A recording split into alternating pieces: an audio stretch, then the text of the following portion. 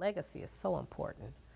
2, 3 generations down the road, you want to be able to have something built that's sustainable, that brings value to people and communities and families.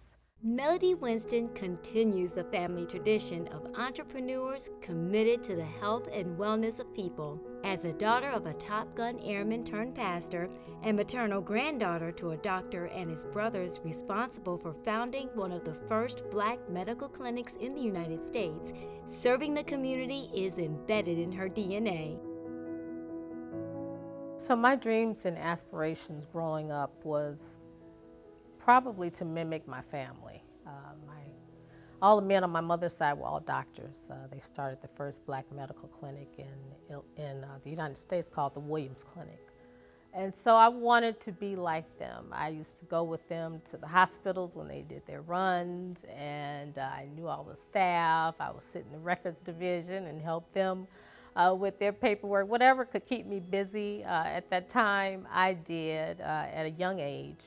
And so I wanted to be a heart surgeon. I wanted to be able to put people's hearts back together. And then on the other side with my father, he was a Top Gun airman pilot. So flying became something that was also in my blood. I was born in North Carolina at Seymour Johnson Air Force Base while my father was in the Air Force. And so I used to walk him to his jet, his fighter jet, and give him a kiss goodbye and wait for him to come back.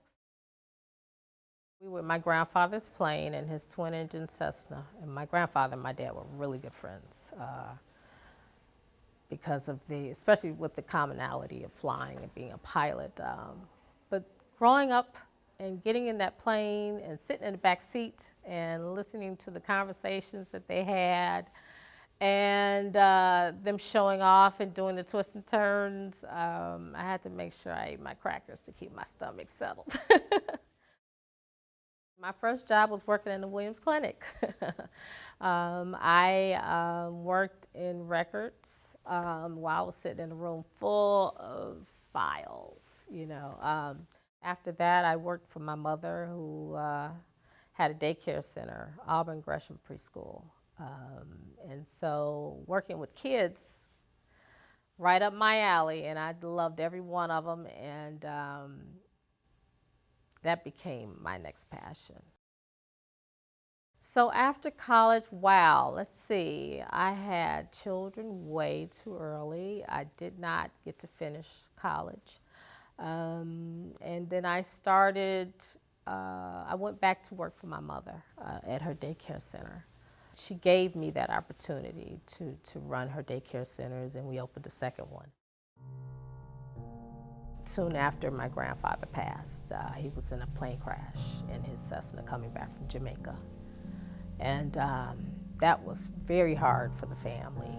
My mother went into a depression. Her school was taken away from her. The landlord wouldn't renew the lease. And she was just so down, and she was tired of fighting. And so I went actually into cosmetology area and did that for about 13 years. I took care of my mom. After 13 years, my father called me and he said, "I need you over here." I said, "Okay." And came to work for my dad, Bill Winston. I did not know what I wanted to do. I didn't know what was expected of me. I had came from a kind of secular world, and then coming into the ministry was shock value to me. And learning about the ministry, I came in with skirts down to my ankle because I didn't know what to expect. It took me a while to get the dress code right. I started working for membership care, so I'm serving, members and benevolence and funerals and weddings. And my father said, just keep pushing, baby. I want you to learn everything about the ministry, everything. I said, okay. So then he put me in accounting, and I hated accounting. I remember one time I put 1 extra zero on a check. The people got it, and they called him, and, "Oh, thank you, Pastor," for $10,000. And he called me and he said, baby, we need to talk. I said, what's up, Dad? Um, you put an extra zero on. I said, no, that's what the paper told me to put on. That's what the PO said. And I went back to the PO and he said, you're right. I had gone through a divorce when I first came as well. And so I was still trying to heal from that. And they just cared for me and prayed for me. And I'd come in and they say, Melody, just take 10 minutes, get yourself together.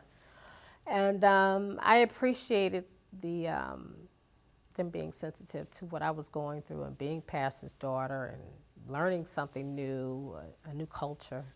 But I didn't know what was expected of me. I just wanted to please my dad and make a good impression and show him my value.